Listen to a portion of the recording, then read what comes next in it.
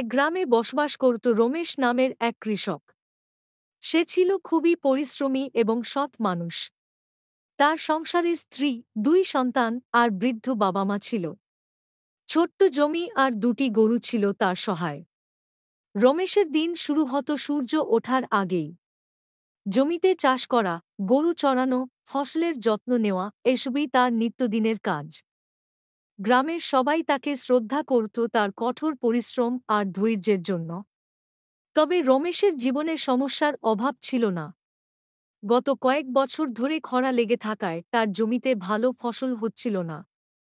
কখনো অতিরিক্ত বৃষ্টি, কখনো অনাবৃষ্টি, প্রকৃতি যেন তাকে পরীক্ষা করছিল। তবুও সে কখনো হতাশ হতো না।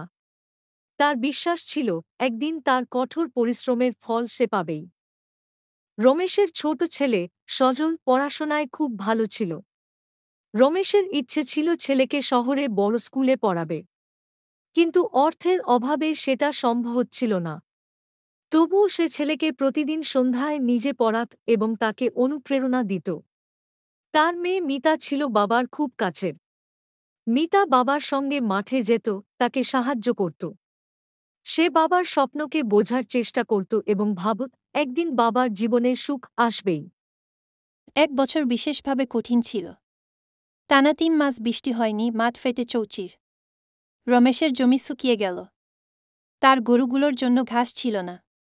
বাড়িতে খাবারের অভাব দেখা দিল। পরিস্থিতি এত খারাপ হয়ে গেল যে গরু বিক্রি করে সংসার চালাতে বাধ্য হল রমেশ। তার চোখে জল এসে গেল, কিন্তু পরিবারের মুখের দিকে তাকিয়ে সে কঠিন সিদ্ধান্ত নিল। গরু বিক্রি করে সে কিছুদিনের জন্য সংসার চালাল। গ্রামের অন্য কৃষকরাও একই দুর্দশার মধ্যে পড়েছিল। তারা হতাশ হয়ে বসেছিল। কিন্তু রমেশ জানত বসে থাকলে চলবে না।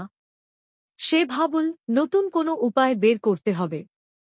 একদিন বাজারে গিয়ে সে জানতে পারল কিছু কৃষক আধুনিক পদ্ধতিতে চাষ করে সফল হয়েছে। এই পদ্ধতিতে জলের কম ব্যবহার হলেও ফসল ভালো হয়। রমেশ ঠিক করল এবার সে আধুনিক পদ্ধতিতে চাষ করবে। প্রথমে ভয় ছিল, যদি এই পদ্ধতিও ব্যর্থ হয় তবে কি হবে। কিন্তু সে সাহস করে এগিয়ে চলল। তার কিছু জমিতে নতুন পদ্ধতি প্রয়োগ করল। যন্ত্রপাতি কেনার জন্য সে কিছু ঋণও নিল। নতুন পদ্ধতিতে চাষ শুরু করার কয়েক মাস পরে আশ্চর্যজনক ফল পেল রমেশ।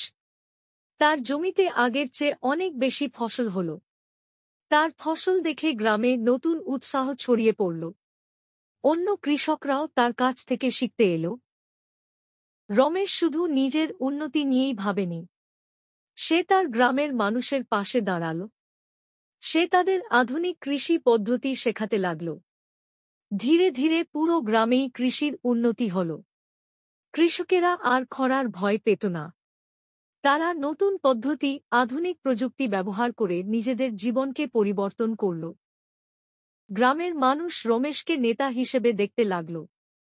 রমেশ বিনয়ী স্বরে বলত, আমি শুধু চেষ্টা করেছি, সফলতা এসেছে তোমাদের ঐক্য আর পরিশ্রমে। একদিন রমেশের ছেলে সজল উচ্চশিক্ষা শেষ করে বড় চাকরি পেল। সে বাবাকে একটি নতুন ট্রাক্টর কিনে দিল। রমেশের চোখে আনন্দের জল। তার পরিশ্রম আর বিশ্বাসের ফল সে পেল। গ্রামের উৎসবে সবাই রমেশের গল্প বলে। তার গল্প নতুন প্রজন্মের জন্য হয়ে উঠল অনুপ্রেরণার উৎস। রমেশ শিখিয়ে গেল, পরিশ্রম, ধৈর্য আর নতুন কিছু শেখার ইচ্ছাই মানুষের জীবনে পরিবর্তন আনতে পারে। রমেশের জীবন ছিল একটা সংগ্রামের গল্প, যা প্রমাণ করল যতই বাধা আসুক, সৎ পরিশ্রম কখনো বিফল হয় না।